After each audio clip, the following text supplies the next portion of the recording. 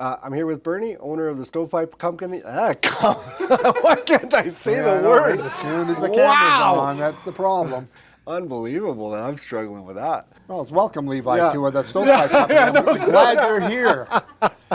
I'm here with Bernie, owner of the Stovepipe Company here in Lethbridge, Alberta. Thank you for joining me on this Encourage series, just to help local entrepreneurs, understand business and understand just kind of what goes on in the everyday life of someone that's running and operating a company.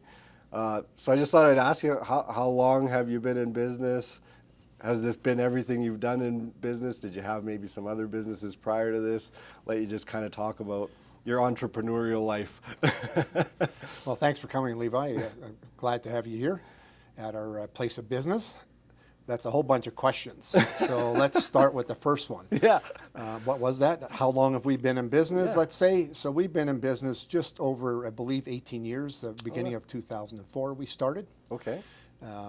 Across the street and down the street a bit is where our first store was. Quite a bit smaller than this one. Still Stovepipe Company at the Still time? the Stovepipe Okay. Company, yes. Yeah. So we've expanded Yeah. quite a bit over the years, but it's been a good ride so far. So, yeah, only 2 years away from 20. I know, right? That's going to be a celebration. Yeah, for sure.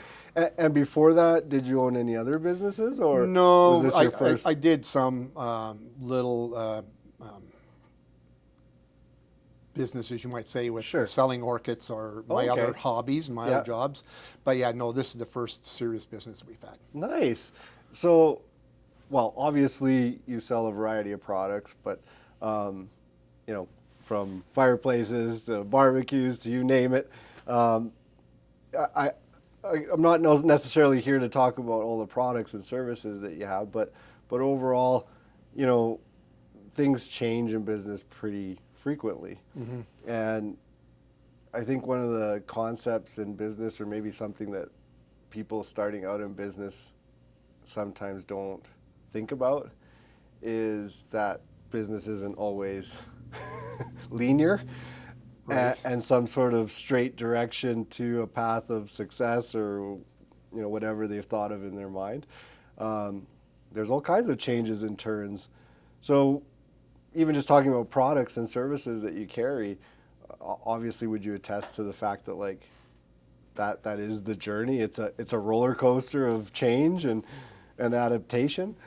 It is a somewhat of a roller coaster. Over the years since we've started, even before I started in business, I was doing fireplaces for another company. And since then to now, changes within the industry are quite significant. Right. The primary changes are dealing with EPA emissions, especially with wood-burning products. Yeah. And on the overall safety, especially on the glass part, on gas-burning products. Huh. So really that's like fire codes, building codes? No, it has to do with just primarily the emissions, Emissions. on wood. Okay. EPA wanted X number of grams an hour emissions. Yep. So the biggest change was in let's see here, 2020, when we had to meet manufacturers had Right. to meet those new emissions. So that's the biggest one. The building codes have certain standards, and all of these products are CSA approved, so Right. they have to be tested to a standard. Nice. Okay. But I would say overall, the designs change. So all kinds of things change. So you're really staying also on trend, if We you are, will, with yeah. things, right? And I guess that's what I was trying to get to, kind of reflecting on the fact that, you might have an idea of how you want to start something, but in business, you kind of have to move and adjust with even the trends that happen, Trends at right? times, yeah. Yeah, that's true. The biggest change we've seen in the last few years is dealing with is the emergence of electric fireplaces. Great. So they've come quite a long ways Yep. since their inception. But I remember the old ones. exactly right. A little cheesy looking, right? A little orange light bulb and a little reflector ball. Yeah. Yeah, it's come a long way since then, for sure. And it's getting more and more popular, especially with high rises, condominiums, and those places where you can't get gas in especially. That makes sense. And you don't necessarily need the heat, but you would like the ambience of a fireplace. Also, probably just a smaller space. So That's right. Oftentimes, I guess. Or if you need supplementary heat in let's say a bedroom, and you would like to have the ambience of a fireplace, Perfect. great fit. Interesting. Yeah. When you started, did you have a lot of products and services from people to choose from in comparison to what you have now, or? Definitely a lot less. Yeah. Knew a lot of people in the industry already, so I did reach out to a lot of them to get product. I believe in having a really good inventory of where I can choose product from Yeah. to provide what the person needs, not what I think they should have. Right. Right. So yeah, giving them a lot more choice and opportunity to find something that suits them. That makes sense. So we shop the world, see what's out there, and Got a good response. yeah, exactly. Well, I guess my point with it was, you have to start somewhere, You do. and what people may see when they walk into your store today, I'm assuming wasn't necessarily what they saw when they walked into the store 18 years ago. No, it was, let's see here, probably a third the size. And yeah, not near the product that we have now. Yep. But you start small, right? You don't want to start, you think big, but start small. Yeah, I yeah. would say so. You got to have a dream and try to attain that dream. So it's baby steps at first, learning how to conduct business even. Yeah. I actually literally just, it's actually odd you said that, but I literally just listened to a podcast today that was literally saying, it doesn't matter whether you're a one-man shop or, a 50 employee business. If you're not thinking about it like a 50 employee business and putting the processes and procedures and the foundation, right, laying the groundwork, then you're probably always going to stay quite small. And so, you've done a great job. You employ people. You got a great showroom. You're delivering great product to customers that love your product and your service, as we discussed. So, yeah, like you said, dream big. Exactly. But I think dream big also, and maybe you'll disagree with me, but dream big in the sense that you should have some steps to accomplish. You need sure. to lay a foundation, essentially, that even if you're a solopreneur, you're not just flying by the seat of your pants, per se. Exactly. I don't know if that rings true to you or not, but maybe yes, maybe no. Well, sometimes you fly by the seat of your pants, right? It's uncharted territory in True. that sense, right? I've never been there before, haven't done it. No, I'll do my best. And, True. hopefully, some careful thought and so forth, take a step forward. No, that's valid. I agree with you on that, because, I mean, geez, I can't count how many times you just have to try. Yep. Even talking to other business people, right? Like how many ideas or products, whatever it might have been, at service offerings that they implemented in their business and it was a total flop. Exactly. Others were a success. Exactly. You don't know You until never know until you try, right? Exactly. Did you have some of those? Yeah, we've had some of those. Yeah, for sure. Yeah, we tried the hot tub thing a while back. Oh, but, did you? Yeah, it's not. It wasn't. It didn't work out, which is fine. I have no regrets. I'm glad we tried it, but Yeah. it's not our cup of tea, so that's fine. Oh, that's an interesting lesson learned, I guess, right? Yeah. So you did actually try it. You would have had a product to sell, I would imagine. Yeah. In your estimation, was there a reason it didn't work out? Maybe we didn't have the right product, and there's other people that do a better job. So leave it to the experts, and we'll do our stuff. So kind of like having a good niche, like being good at something and kind of staying in your lane sometimes is a good idea. That's a good way to put it. Yeah, for sure. Yeah, because you're right. I mean, we could all technically decide tomorrow to pour some money into a certain business idea or even a certain business product, but if we're not well enough versed in it, or staff that knows it, right? or passionate even about Exactly. it, right? That's probably a big thing too. Like you said, you worked in this industry before you even started this business. Yeah. And I guess that brings me to another point. I mean, I think that kind of comes to almost perfecting your craft in a way. Do you think it's advantageous to spend some time working in the industry that you're thinking about starting a business in? I think it has merit for sure. Yeah? Just so that you can instruct your staff in the correct way to do things. Right. If you don't know, then how can you teach others, right? Mm-hmm. So we have an excellent staff here, and so that really helps. Yep. And our installers, I taught. Now they're better than I am, Yeah. so that's good. I'm glad. I'm too old to Well, maybe do some of this stuff And now, that's the right? whole point, right? You want to Exactly. hire people that are better than you. Exactly. At the end of the day, that are doing a better job, because that's what helps the company grow. But you basically put in, I would say you put in your time pre Previous owning that. your own business. Oh yeah. To say, okay, I'm ready. I know at least a pretty good foundation about this kind of product and service that you're probably a little bit more comfortable. That's right. You know what you can do and what needs to be done. Maybe Yep. put it that way, right? Yep. To provide a quality product and service. Yeah, yeah. I think that, because I think maybe sometimes, some people might disagree with me, but and obviously it's not in every circumstance. No. But I do find that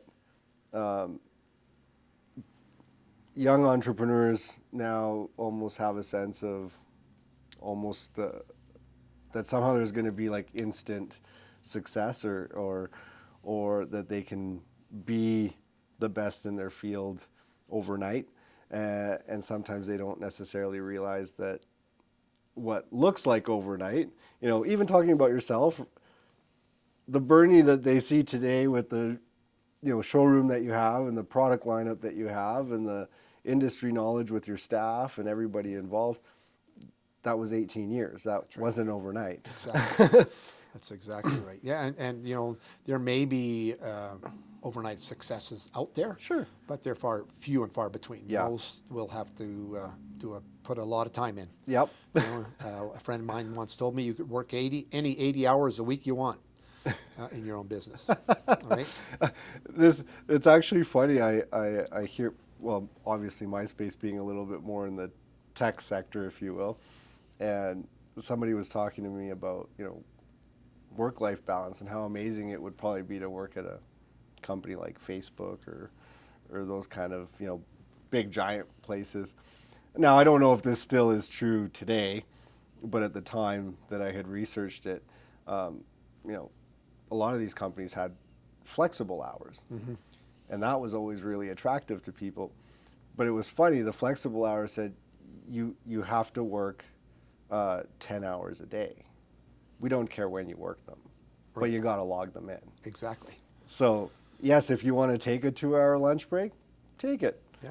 But you just extended, your stay day. till such and such time. You want to leave and go take your dog for a walk or whatever that might look like to give yourself that balance. Yep, but so not everything is always as green as Exactly. as someone would think it is, but That's for sure. you got to put in the work. Yep, You got to do put in the have work. to put in the work. Yeah, yeah. If you think it's an 8 to 5 job, and as thinking of starting your own business, thinking it's 8 to 5, Yeah.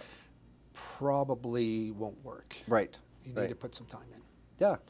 I would say probably in your early stages you put in a lot more than. Well, even still today, I put in 12 hours a day, That's amazing. and my staff put in 8 to 10. So Yeah. yeah. So That's what I'm talking about. yeah, exactly. Again, because always, and again, I know this will come up in video after video, but the perception that you get to have your own hours, you get all these freedoms as an entrepreneur, it doesn't mean that you don't have benefits. Of course not. Of course, but that's a pretty big myth Yeah. about some of the ease, if you will. Exactly. Yeah. I own a business. I can stay home as much as I want. Well, there'll be a closure sign up pretty quick too. Yep. Right. Yeah. One of the things I like to say to people if we're having those conversations is don't get into business if your goal is to have the title Right. of business owner. Exactly. If your goal is to have the title of business owner, you're probably in reason. the wrong mindset to be Exactly. in business. Yeah, Maybe some would disagree, but I think that's a pretty, I would say so. because again, to your point, right? Like you have to put in the time. Yeah, you sure do. When I was by myself, like just like you, I mean, it was 14, 16, Exactly sometimes 18-hour days of, a mix of trying to sell and do the work. Yep. Because by myself, I had to execute, but I also then still had to do the customer side. So Exactly. I would do all my design work and behind the scenes stuff at nighttime, and then during the day was all my, customer visits and. So it's a tough balance. You don't just get to shut it off at 5 o'clock. Yeah, that would be nice. But, oh well, it's not, and no regrets on, Oh, no, on no. spending time, right? No. You look forward to a successful business, and you like providing I like providing the product, Yep. right? So Good for you. So what about things that people don't think about? I'm trying to think of some things I haven't talked about in some of the previous episodes. Obviously, you work in installing things. Not things, but obviously your product. But what about insurance? What about liability insurance. liability, work safety? Are those things that Yep, for you sure. got to you need 'em. consider? Yeah, you definitely need that, and you look at benefit packages for your employees as well. It's another cost, Yep. right? So those are a couple of items. For us, it's you have to supply transportation as well, and Yep. and good tools, and So you supply all of that from your hand tools we don't obviously, but Yep. the bigger tools, yes, we. Yeah. Okay. So yeah, you have to think of all those things as well. Absolutely. What do you need to get the job done? Yeah. Right. I like that, and that's kind of a common theme too. Is you can't expect your people to perform if You don't supply them. you don't supply them with the they need. tools. Yeah. Right? You need the tools. Oh, that part I seem to see some struggle with now more than in my past experience of working for other people. But what about training? I know even for my staff and myself, maybe a little different than your business, but nonetheless, I make it mandatory. Every month they have to pick some form of self improvement, related in some capacity, right? A little digital course they can take. I don't even care if it's watching a YouTube series. It's a good idea. Watch something, do something Yeah. where you're going to spend 3 to 4 hours once a month just enhancing your abilities, whether that be if you're in sales, speaking, or customer relationships, systems. Right. If that's with my team, are they learning how to do video a different way, a different modern look at it, a different type of equipment, and just general knowledge of the constant changing landscape of digital Exactly. marketing for me. Yeah, that would be faster than ours. But equally, I mean, like you say, just the value of having suppliers come and train and Yep, for sure. providing, like I say, the right mindset to Yep. your employees so that they're All- executing based off your vision too. Yep, for sure. You definitely need to be refreshed and updated on anything. And our suppliers are more than willing to come down. That's really nice. Yeah. So they'll come through, talk about all the products and Yeah. changes or updates, features, advantages, and benefits, I guess. That's exactly right.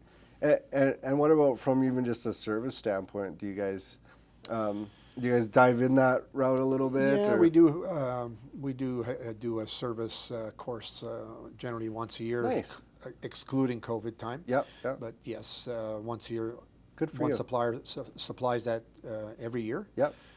So it's good to keep up to date on that, even if you kind of think you know it all or not. It's always, oh, I didn't know that. Yep. Those type of they're refreshers. Exactly. Even if you're a master of your craft, There's always something to learn. well, I even say sometimes I don't want to say that we get lazy. That's not what I'm trying No, to say, but complacent. we get comfortable in a certain way of doing it. Right. And then oftentimes you can, even though you might know it, you forget that there was this other step or this other way. Exactly. And it's like, the Good minute refresher. you hear it again, you're like, you know what? I need to try that. I need to do that. So You're right. that probably happens in those kind of yeah, for training sure. seminars. Huh. And my last question, I guess, was just going to be again on employees. Well, if they have a good advice, take it. Yeah. Right? Because not necessarily your way is the right way. There could be a better way to do things, right? So you listen like to, that. to some of that advice, and that comes with time as well, right? When Yep. they get to know how everything works. Yep. So that works, and be willing to learn from that. Say, well, I'm the boss, it's my way. Well, it might not be the right way. So you just learn to accept somebody else's advice. I really like that. It's like saying, well, it's not like saying, it is. It's, they can learn from you as much as you can Yeah, learn definitely. from them. So don't discount your employees' thoughts Yeah. or ideas, because they might actually be superior than yours. Exactly. They just might be. Yep. They might have a better. Better way of doing Yeah. things or whatever. Yeah, for sure. Well, I don't know what other questions I'd have for you today, because I can't help you there either. I think you got lots covered. But honestly, outside of that, I would just say I want to thank you for just taking the time to sit down with me and have a chat and let other people my hear pleasure. about you. And more, I guess more importantly, just to, again, I would say thank you for contributing to other small businesses in Lethbridge. We got to stick together. Including mine. I exactly. know it might sound biased that we're doing an interview and that I'm going to say this, but at the end of the day, I can't thank you enough for also supporting our team as a local business. Exactly. It's just so important, I think, for Lethbridge and whoever's watching and beyond. Yeah, exactly. To really understand the value of what small businesses do for their communities. Yep. Whether that be on a church level, whether that be on a donation level, some sort of charity involvement, a board. Yep. There's so many things that So many things, local entrepreneurs. Shop small business. It's important for survival of any city, right? Yeah. If we did all mail order, a lot of businesses would be closed. Yeah, they'd be shut people down. Would be hungry. Yeah. Yep. Well, here's hoping that more and more people get to Exactly. see interviews like this and just understand the importance of small business. So I really want to thank you, Bernie. Thanks, Levi. You're a good man, and I for appreciate your coming. time today. No problem. My pleasure.